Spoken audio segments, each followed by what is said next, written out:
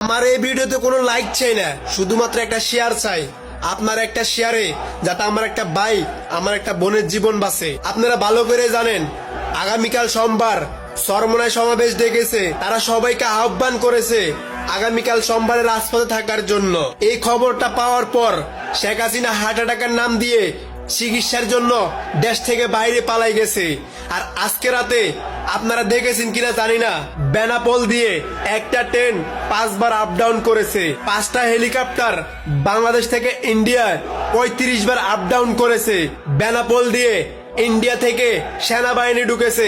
আমি বাংলাদেশের সেনাবাহিনীদেরকে একটা কথা বলতে চাই, আপনারা সরকারের পাছাটা গোলাম হতে পারেন, কিন্তু একটা কথা মাথায় রাখবেন, শেখ হাসিনা ফিল্ড খেলার মতো আপনাদেরকে আবার যেন গণহত্যা না করে ইন্ডিয়ার সেনাবাহিনী দিয়া।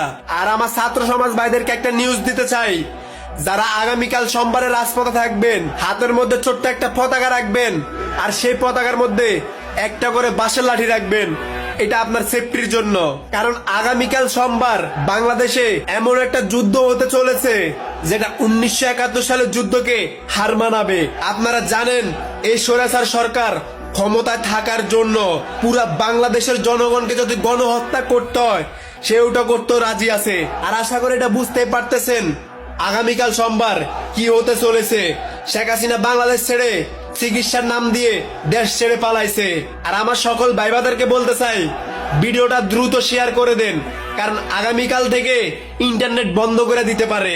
আমরা ভাই প্রবাসী, আমাদেরকে ক্ষমা করে দিও, তোমাদের জন্য কিছু করতে পারি নাই। তবে একটা কথা বলতে চাই, আগামী 6 মাস বাংলাদেশে কোনো রেমিটেন্স ঢুকবে না, এটা আমরা প্রবাসীরা জবান দিয়ে বলতেছি। এই সরকারের পতন 2024 সালে হবে ইনশাআল্লাহ।